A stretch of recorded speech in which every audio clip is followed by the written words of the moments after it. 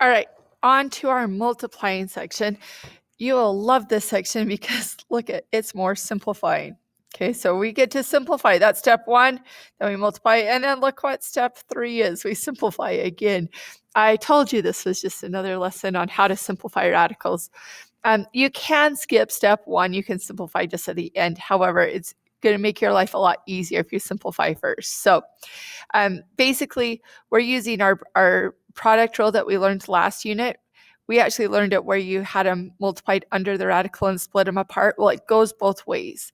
So if you've got a radical, again, they've got to be the same index, but if they're multiplied together, you can just put it under whatever that index is and just put it under one radical. So anything under square root multiplies to itself. It stays under the square root. All right, again, we're going to simplify first because I promise it's easier. So this the square root of 27, I'm going to turn into the square root of 9 times 3. Well, the square root of 9 is 3, so this goes to 3 root 3, and then I'm going to multiply it with the square root of 5. That's already simplified. Okay, and again, the whole rule just says anything outside of a radical multiply together. So 3 times, this is just 1. You don't even need to write that, but 3 is the only number outside. And then under the radical, these are both under the radical, so you're going to multiply them together under the radical. 3 times 5 is 15.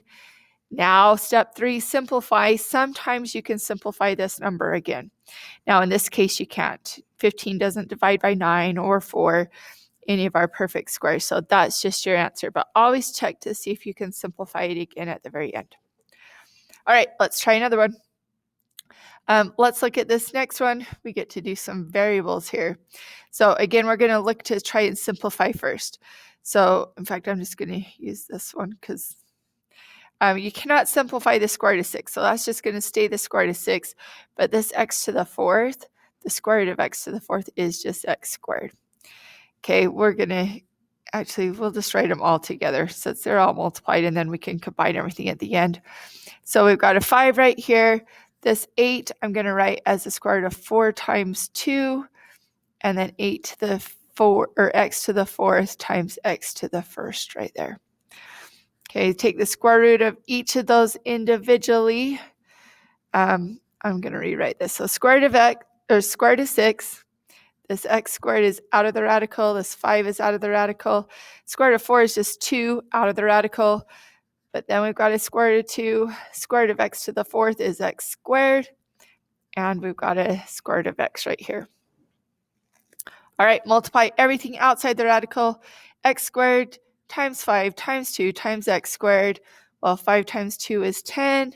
X squared times x squared is x to the 4th. And then under the radical, we've got 6 times 2, 12x right here. All right, don't circle that answer. It's completely correct, but you're not done. Remember, you got to simplify. Okay, this is a big step because this square root of 12 can be rewritten as 4 times 3. So you can simplify that even farther. You here have 10x to the 4th times the square root of 4, which is 2 square roots of 3. Oh, x is still under the radical. So this really turns into 20 x to the 4th times the square root of 3x right there. Okay, so always check to see if you can simplify again at the end. All right, let's try this next example, and then I think we'll split off or do one more video. All right, this is a 4th root. I'm actually going to do this one. I'm going to go back on my rules. I'm not going to simplify first. Let's do this. Let's just multiply outside of the radical together. So 2 times 7 is 14. And then we're going to multiply everything inside the radical. I'm actually doing this because I don't have numbers. If I had numbers, I would simplify. But we're just going to multiply our p squared under the radical with this p to the 3rd. So p times p times p times p times p is p to the 5th. Remember, exponent rule says add. Q to the 1st times q to the 10th is q to the 11th right there. All right, so when we go through to rewrite this, let's do this. Let's write the 4th root. We're going to write them in multiples of 4. So p to the 4th times p to the 1st. That gives us our 5. We're going to use q to the 8th times q to the third. 8 plus 3 will give me my 11.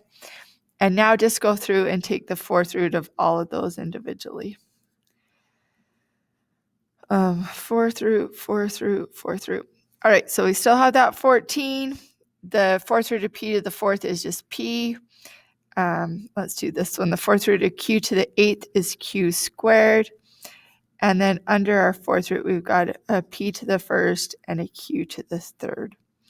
So that is our final answer right there. All right, we'll try some of these others. Now notice these are actually, I think these are easier. There's no variables. Yes, there's more terms, but we'll do those in our next video.